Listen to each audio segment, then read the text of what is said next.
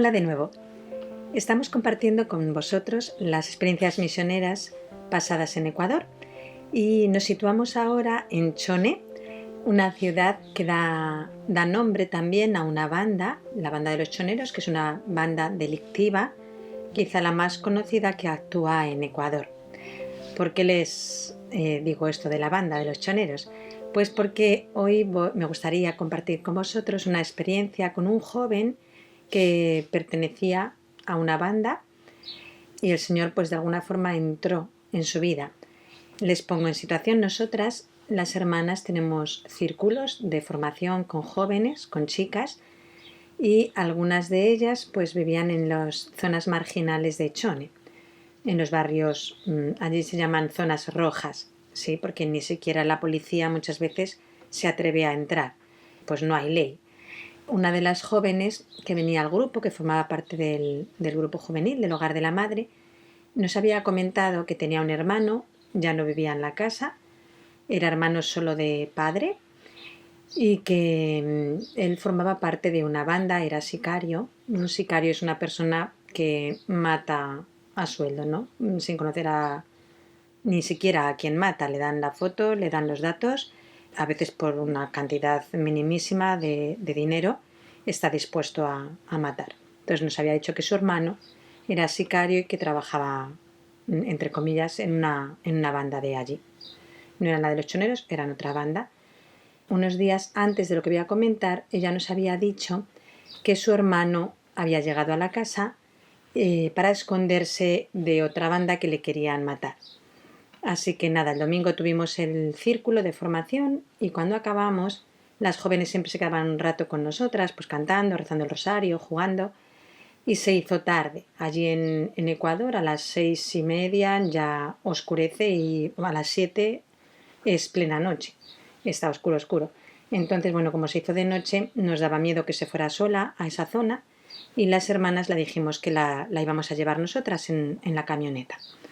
Entonces, dos hermanas la acompañamos a la casa en la camioneta y esperamos a que en la carretera, habíamos entrado ya en su barrio y en la calle que está, donde está situada ya su vivienda, esperamos hasta verla entrar a ella en la casa para asegurarnos de que no la pasaba nada. Entonces, bueno, ya entra en la casa, nosotros arrancamos la camioneta, pero nada más iniciar, vemos por los retrovisores que esta chica viene corriendo detrás del coche. Entonces, bueno, paramos para preguntar qué pasaba y cuando se acercó a nosotras nos dijo: hermanas, es que mi hermano quiere hablar con ustedes. Mi hermano era el chico que nos había dicho unos días antes pues que estaba en la casa y que era sicario y que formaba parte de una banda. La verdad es que nosotras nos quedamos un poquito bloqueadas, ahí no sabes muy bien qué hacer, pero bueno, pues salimos, le dijimos, bueno, si quiere hablar con nosotras, pues que salga y hablamos aquí un ratito. Entonces salimos de la camioneta y enseguida él se acercó. Cuando yo cuento esto, aunque suene quizá a broma, pero es en serio, digo que comprendí lo que se ve en los dibujos animados cuando hay una situación de miedo que se chocan las rodillas de la persona, ¿no? Cuando pasa mucho miedo, las piernas empiezan a temblar y se chocan las rodillas. Pues yo digo que comprendí en ese momento que eso era verdad, porque tenía tanto miedo. Claro, nos había dicho que era un asesino. Entonces tenía tanto miedo que a mí se me chocaban las rodillas. Yo digo que gracias a Dios que llevamos el hábito y entonces eso no se puede percibir, pero estábamos temblando, las dos hermanas que estábamos. Además estábamos en una calle muy estrecha que se cruzaba con otro callejón, todo era oscuro, entonces bueno, pues una también se hace su película y ya está viendo por todos los lados que hay alguien vigilando y que alguien va a disparar, ¿no? Aunque sí que era una posibilidad. Entonces, bueno, nos quedamos esperando a que él salga de la casa y cuando se acerca a nosotros, la primera frase que nos dice fue esta: yo he matado a mucha gente que no tenía que haber matado. Yo reconozco que en ese momento, pues todo el miedo se transformó en enfado, pero un enfado muy grande, porque claro, por un lado le estás escuchando a él decir que ha matado a mucha gente que no tenía que haber matado, y por otro lado tú tienes la experiencia que te han contado muchas personas, pues de que han matado a un familiar, de que han matado al padre, que entonces todo el dolor que has estado escuchando en las personas que han tenido la experiencia de que un sicario ha matado a su padre, a su madre, a un hermano, se te viene encima y quizá el enfado que has percibido en los otros surge en ti como un torrente de ira. A mí me impresionó con qué rapidez el miedo, que era el sentimiento predominante en ese momento, se transformó en ira. Digo, si no hubiera sido religiosa, allí mismo le habría soltado un bofetón. Entonces, bueno, pues entre otras cosas yo le pregunté por qué lo has hecho, ¿no? Y por qué te has metido en ese mundo. Y me asombró su respuesta. Él me dijo, con lágrimas en los ojos, se puso a llorar y me dijo, porque nunca nadie me ha amado. Porque nunca nadie me ha amado. Y entonces él había percibido como la única prueba de afecto, aunque no sea real, pero lo que él había percibido como afecto era simplemente la cercanía de los compañeros que estaban en la calle como él y que formaban parte de la banda como él.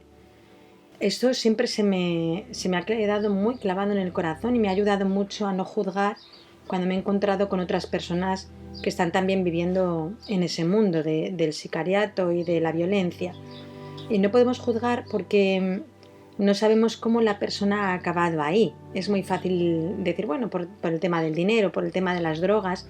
Sin embargo, la respuesta que este joven de 25 años me dio, cuando le dije, ¿por qué has acabado en ese mundo?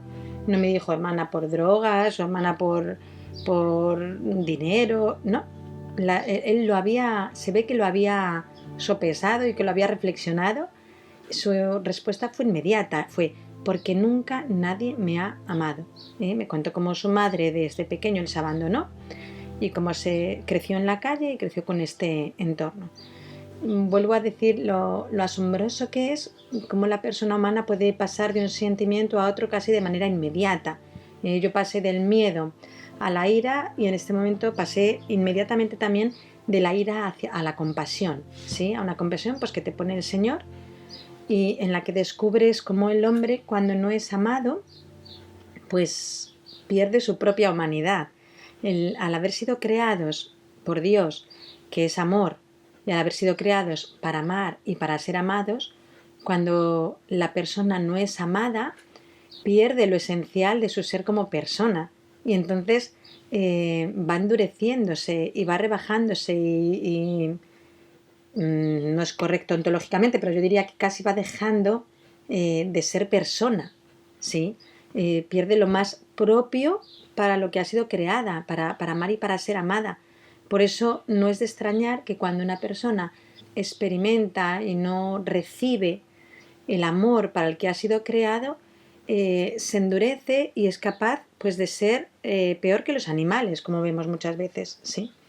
Entonces, bueno, ante esa respuesta estuvimos hablando un ratito, pues le hablé de Dios, del amor de Dios, y le hice una pregunta más. Y le dije, bueno, entonces para mí era evidente que si él había querido hablar con nosotras, era porque algo se había movido dentro de él y porque había un deseo de cambio. Si no, no tiene mucho sentido que un joven de 25 años metido en el sicariato diga que quiere hablar con unas religiosas.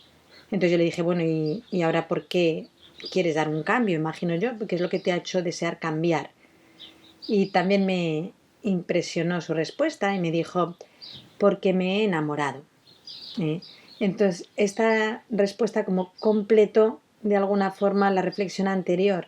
La persona cuando no es amada es capaz de rebajarse a una actitud peor que la del animal, a una crueldad mayor, pero también el único modo de que salga de esa situación y el único modo de que restituya a su ser como persona es recibir aquello para lo que ha sido creada. Entonces, este chico, al haberse enamorado, había surgido en él el deseo de ser diferente, de ser bueno, ¿sí? Recibir el amor le había ido ablandando el corazón y empezó a percibirse a sí mismo como malo. Y claro, como quiero a otra persona, quiero ofrecer a la otra persona lo mejor de mí mismo. Entonces no le puedo ofrecer a alguien de quien estoy enamorado la maldad de mi corazón, el ser un asesino, el ser un ladrón, el ser un narcotraficante, sino que cuando amo a la otra persona, quiero ofrecer un bien en mí, ¿sí? Al ofrecerme yo mismo, quiero ofrecerme como un bien para la otra persona. Entonces, esto hizo en este chico producir un deseo de cambio, de dejar la maldad, de dejar la banda. Claro, esto era ponerse en un peligro muy grande, el decidir dejar la banda. Ya les contaré experiencias muy fuertes tenidas en este sentido. Yo tenía un escapulario puesto, entonces, bueno, solo me sentí movida a quitármelo, me lo saqué, se lo di a él y le dije, vete donde un sacerdote, le dije en la parroquia en la que podía ir, que buscase al sacerdote que hiciera una buena confesión y que le impusiese este escapulario. El chico pues agradeció que hubiéramos estado ese ratito con él, aceptó, se puso el escapulario a la espera de que se lo imponga el sacerdote y se marchó. No supe nada más de él. Luego yo al poco tiempo me fui de Chone y pues tampoco tuve un trato tan cercano con su hermana, entonces no sé muy bien qué ocurrió con este joven. Lo que sí sé es el bien que el contacto con él produjo en mí, porque, bueno, pues al escuchar el sufrimiento de tanta gente, el corazón también se resiente y de alguna forma participa de los sentimientos que la otra persona te está expresando. Entonces, ante la rabia, el enfado, el rechazo de estas personas que sufren en manos de los sicarios y de los secuestradores y de todo el que les hace tanto daño, pues eso no te resulta indiferente a ti que lo estás escuchando y que estás viendo el sufrimiento de la gente. Entonces lo que debemos hacer como misioneros es también buscar en lo más profundo esa imagen de Dios, ¿sí? Esa semejanza con Dios, que nunca llega a anularse del todo.